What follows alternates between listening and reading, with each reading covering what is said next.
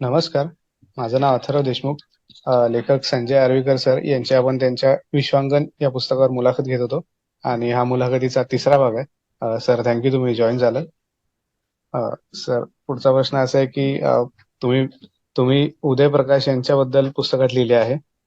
मी त्यांना काळाचा चेहरा पाहिलेला लेखक म्हणतो असे तुम्ही पुस्तकात लिहिले आहे. तुम्ही त्यांच्या तिरिच्छ आणि इतर कथा या कथासंग्रहाबद्दल पुस्तकात लिहिले आहे. जे उदय प्रकाश हे हिंदी भाषेतील लेखक आहेत आणि त्यांच्या कथासंग्रहाचे जयप्रकाश सावंत यांनी मराठीत भाषांतर केले आहे. हा संग्रह सतत मनाशी ठणकत राहील अशी वेदना निर्माण करतो असे तुम्ही पुस्तकात म्हटले आहे. तर या कथासंग्रहाबद्दल आणि जयप्रकाश सावंत यांच्या या कथासंग्रहाच्या भाषांतराबद्दल काही सांगू शकाल का? मी दोन्ही सांगतो. कथासंग्रहाबद्दल जास्त बोलतो. हो. जयप्रकाश आता मराठीतली एक श्रेष्ठ अनुवादक म्हणून प्रस्थापित झाले आहेत. पण हा कथासंग्रह विलक्षण विलक्षण ताकदीचा कथासंग्रह आहे. सावंतांच्या अनुवादाचं सर्वात महत्वाचं वैशिष्ट्य म्हणजे ते मूळ कथांमधलं हिंदी पण जे आहे ते तसंच अबाधित ठेवून उदयप्रकाश यांच्या कथांमधला संपूर्ण अनुभव जवळजवळ मूळ लेखकाच्या क्षमतेसह आपल्यासमोर पोहोचवतात. समृद्ध अनुवादाचा प्रत्यय देणारी वाट खूप निसरडी असते. मूळ कलाकृतीमध्ये अशा काही जागा असतात जिथे लेखकानं लिहिलं असतं त्यापेक्षा अधिक जास्त सुचवलेलं असतं. असा प्रवास अनुवादकासाठी आणि दोन्ही भाषेतल्या कथा जर वाचल्या तर वाचकांसाठीही खूप समृद्ध असतो. मी दोन्ही वाचलाय म्हणून मी मुद्दाम जबाबदारीने हे सांगतोय की छत्र्या, वॉरन हेस्टिंगचा सांड आणि 56 तोळ्यांचा कमरबंद या कथांचा सामंत यांनी केलेला अनुवाद हा मूळ कलाकृतीचं वैभव वृद्धिंगत करणार आहे. असा अनुभव अपवादात्मक असतो पण तो खरोखर आहे. या पुस्तकाला जोडलेल्या मनोगतामध्ये सावंत उदयप्रकाशच्या कथांशी त्यांचा परिचय कसा झाला त्याबद्दलही लिहितात आणि कथाकार म्हणून त्यांचं वैशिष्ट्यही सावंतांनी खूप अचूकपणे टिपलेलं आहे. सावंत लिहितात, त्यांच्या कथांमध्ये सर्वात अधिक एक असहनीय गोष्ट असते, असहनीय यथार्थाची, असह्य वास्तवाची गोष्ट असते, जे या अस्वस्थ करणाऱ्या गोष्टी सांगत राहतात. पण या साधेपणा आडची खोल चिंतनशीलता त्यांना कथांच्या या गोष्टींच्या पार घेऊन जाते. उदयप्रकाशचं मोठेपण जे आहे ते कुठे आहे हे अगदी नेमक्या स्वरूपामध्ये सावंत आपल्याला सांगतात. तिरीश ही भारतात कुठेही आढळू शकणारी अशी परस्परांभोवती वेटोळे घातलेल्या ग्रामीण आणि शहरी जीवनशैलीची, त्यांच्या एकमेकांवरच्या आंतरक्रियांची, पोशाखावरून माणसाची किंमत ठरवणाऱ्या शहरी विकृतीची आणि शहरी जीवनशैलीची भीती बाळगणाऱ्या माणसांची गोष्ट आहे. या कथेच्या केंद्रस्थानी बकेली गावचे प्रमुख आणि शिक्षक असलेले राम स्वार्थ प्रसाद, ज्यांना घोरपडीसारखा प्राणी, तो तिरीश म्हणजे घोरपडीसारखा एक प्राणी असतो. तर हे एक सामाजिक वास्तव जे आहे ते तर त्याच्यामध्ये आहेच, पण त्याच्या पल्याड तिरीशमध्ये एवढंच नाही. तिरीशच्या या प्रतीकाच्या साहाय्यानं स्वप्न आणि वास्तवाच्या परस्पर संबंधांचा अर्थ विकसित केला जातो. स्वप्नात येणाऱ्या तिरीशचा पात्राच्या मनोव्यवहाराशी संबंध जोडून वास्तवाचं अधिक अर्थगर्भ व्यामिश्र रूप स्वप्नात दर्शवलं जातं. स्वप्नांचा अर्थ वास्तवाचे निरूपण करतो. राम स्वार्थ प्रसादांचा मृत्यू शहरातल्या मारहाणीने झाला किंवा तिरीच चावल्याने झाला असा कोणताही निर्णायक निष्कर्ष लेखक आपल्यावर लादत नाही. तिरीच ही कथा उदयप्रकाश यांचा बहुस्तरीय शोध आहे.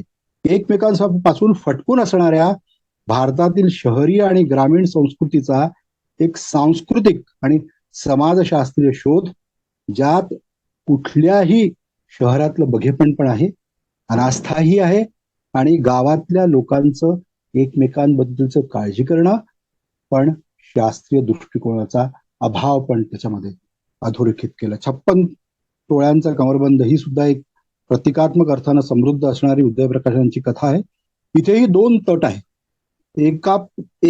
सर्व पातळीवर ढासळणारं घर आहे, ज्याच्या ऊर्जितावस्थेचा सर्व आशा केंद्रित आहे ते त्या घरातील जख्ख म्हाताऱ्या आईजवळ असलेल्या 56 तोळ्यांच्या सोन्याच्या कंबरपट्ट्यावर. तो आजीकडे आहे हाही केवळ एक अंदाजच आहे किंवा भ्रम.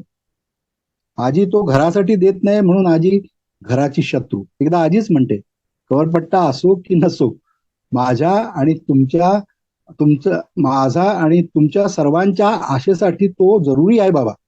तर कमरपट्ट्याची आशा असणारा आजीचा मुलगा बाबा म्हणतात, झूट आहे सगळं कमरबंद बिमरबंद.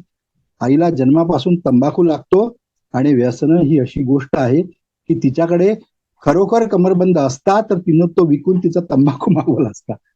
खोटं आहे हे सारं. इतकं आजीच्या मृत्यूनंतर हा कमरपट्टा शोधून काढण्यासाठी बाबांनी आजी ज्या अंधार कोठडीत आजवर असते ती तर पूर्ण खणून काढलेली असतेच, पण आता आपले सारे घर खणायला ते निघालेले असतात.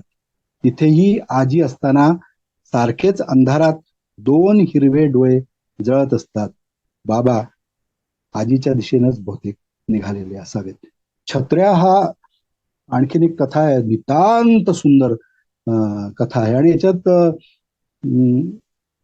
ही कथा प्राथम्यानं बालपण ओलांडून किशोर वयात असणाऱ्या मुलामुलींच्या उमलत्या लैंगिक जाणीवेचं दर्शन घडवणारी कथा आहे. किशोरवयीन मुलगी, उद्याची स्त्री आणि छत्र्यांना म्हणजे मशरूम, स्वतःच्या अंगावर वागवणारी धरती माता याचे एक प्रतिमा युगुल, कपल्ड इमेज ज्याला म्हणतात, असं एक अत्यंत नाजूक शब्दांच्या विणीतून उदयप्रकाश घडवतात. पहिले फक्त श्वासांचा स्पर्श, नंतर मुलीच्या गालावर छत्रीचा हळूवार स्पर्श, मुलाने मुलीचा बाहू पकडणं, खांद्यावर हात ठेवणं, हे सगळं एखादं झाड ज्या सहजतेनं घडल्याचा अनुभव आपल्याला, जसं आपल्याला दिसतं तसं ते घडतंय असा अनुभव आपल्याला येतो. उमलत्या लैंगिक भावनांच्या पार्श्वभूमीवर पारदर्शक कमीज मधून मुलानं जे बघितलंय त्याचं वर्णन विलक्षण संयमानं, कलात्मक उंचीनं लेखक करतो. त्या तिथे होत्या, अतिशय कोमल असतील, त्या छत्र्यांप्रमाणेच त्या नवख्या आणि अबोध, छत्रांसारख्याच रहस्यमय, अज्ञात आणि विस्मयकारक. आणि पुढे मग वेगवेगळ्या दिशा कथांमध्ये दाखवलेल्या आहेत, त्यानुसार कथा आणखीन पुढे जाते. पण मी यातली एक आणखीन शिखर म्हणावं कथा वाङ्मयातली, भारतीय कथा वाङ्मयातली, असं वॉरन हेस्टिंगचा सांड नावाची कथा आहे उदयप्रकाशची, तिच्याकडे येतो. ही कथा वाङ्मयातली उत्तुंग झेप आहे उदयप्रकाशची असं म्हणूया. ही एक आधुनिक आख्यायिका पण आहे जिचं सामर्थ्य रचनेच्या दृष्टीनं ती महाभारताचा जशी रचना आहे, अनेक आख्यानं उपाख्यानं स्वतंत्र अर्थ असतानाच एकूण कलाकृतीच्या संदर्भातही समृद्ध करणाऱ्या कहाण्यांची एक मालिका त्यात गुंफलेली आहे. ऐतिहासिक घटना, कल्पित सृष्टी, चिंतनशीलता, व्यासंग, भावनिकता, भाष्य, परंपरेचं विलक्षण भान आणि त्यांचा अन्वयार्थ सूचित करणाऱ्या अजोड कलात्मक शक्ती यांचा विलक्षण प्रत्यय ही कथा देते. कल्पित सत्य वाटेल अशा पद्धतीनं मांडत त्यात प्रतिकात्मक अर्थांची अनेक वलय उदयप्रकाश निर्माण करतात. उदयप्रकाशच्या सर्वच कथांमध्ये तीव्र कालभान असतं, पण वॉरन हेस्टिंगचा सांड आणि तिरीच यातील कालभान एका द्रष्ट्या लेखकाचा आहे. त्याच्या कथा येणाऱ्या भावय कालखंडाबद्दल इशारा देणाऱ्या कथा आहेत आणि म्हणून मी काळाचा चेहरा पाहणारा लेखक असं उदयप्रकाशला त्यावेळीच म्हटलं होतं. आणि पुढे त्यांचे जे कथा वाङ्मय आणखीन त्यांनी निर्माण केलेलं आहे, पुढे त्यांचं जे लेखन आलेलं आहे, त्यावरून आज मी अधिक ठामपणे हे म्हणू शकतो की हा काळाचा चेहरा पाहिलेला लेखक आहे.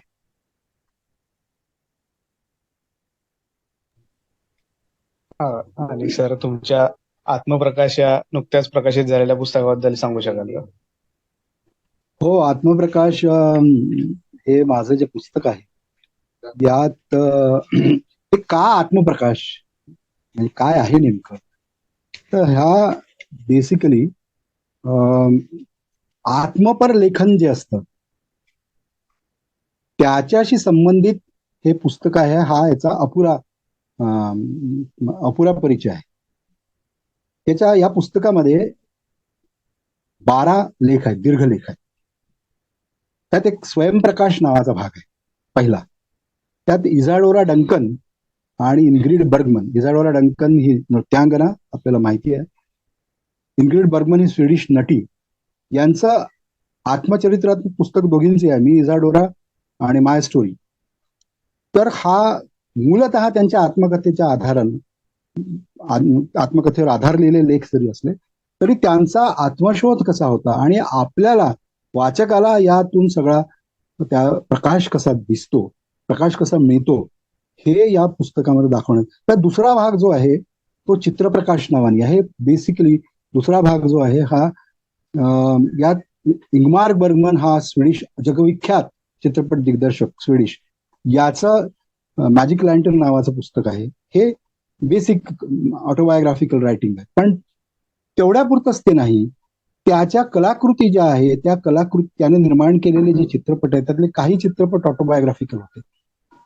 तर त्याचाही अनुबंध काही त्याच्यात सापडतो का, त्याचं जगणं आणि त्यांनी निर्माण केलेली कलाकृती यात काही संबंध होता का, याचाही शोध हा लेख घेतो.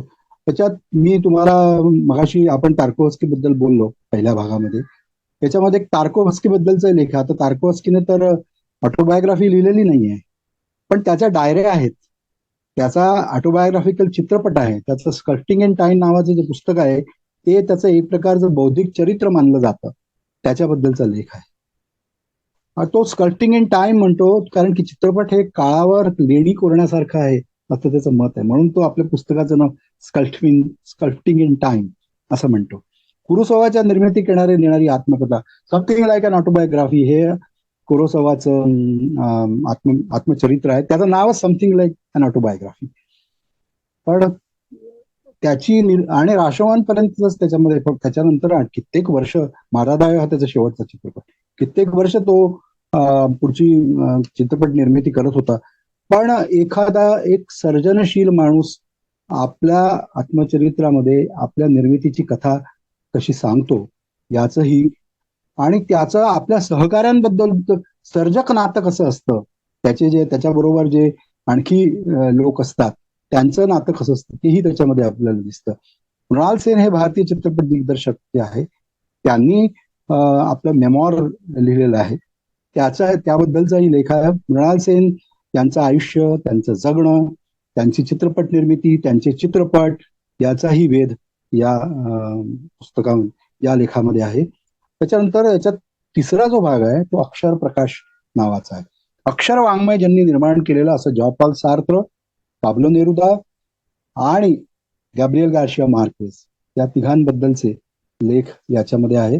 सार्त्रचा शब्द हे आपल्याला सगळ्यांना माहिती आहे, लेमो शब्द, आणि ते थेट फ्रेंच मधून मराठीमध्ये भाषांतरित दिवेकरांनी केलं होतं आणि पद्मगंधांनी ते काढलंय ते आहे.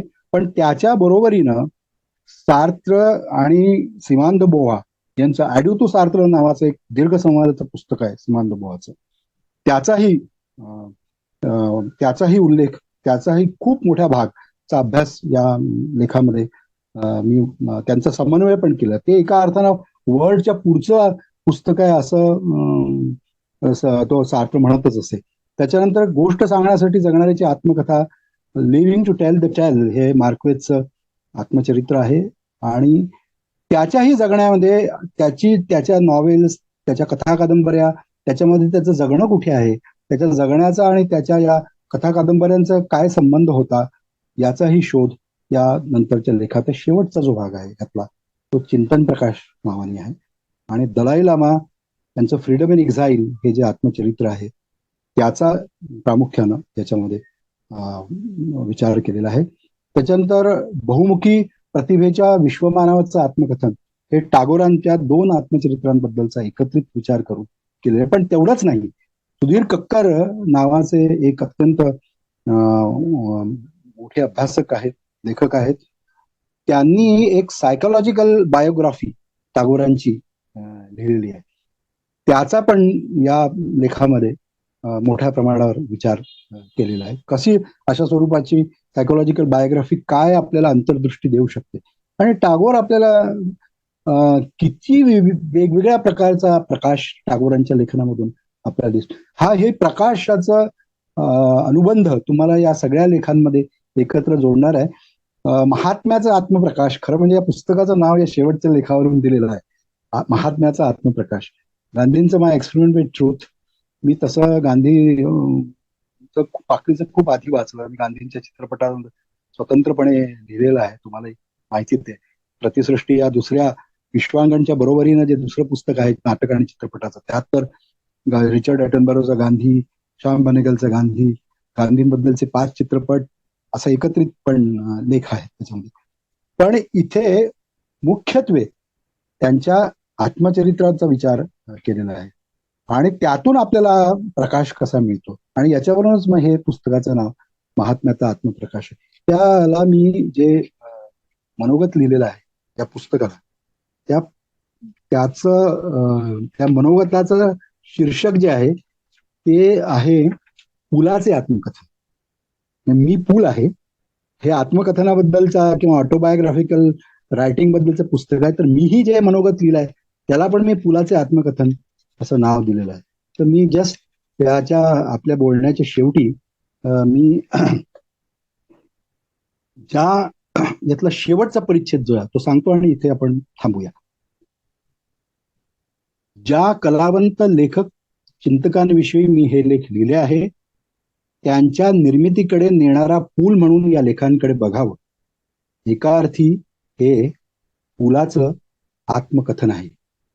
शेवटी प्रतिभावंत जपानी चित्रपट दिग्दर्शक अकिरा कुरोसावा म्हणतो तेच खरं, सर्जकाच्या निर्मितीशिवाय दुसरं काहीच अधिक सांगत नाही.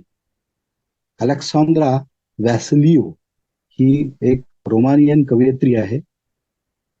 Of all the things I can do on this earth, I just want to build a bridge from my heart to yours.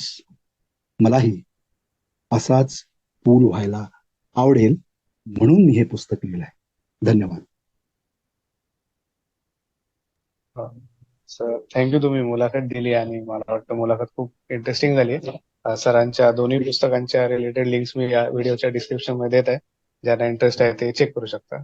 Sir thank you. धन्यवाद. मलाही तुमच्याशी बोलताना खूप समाधान झालं.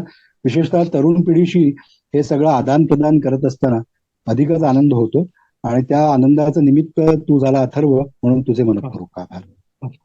Thank you sir.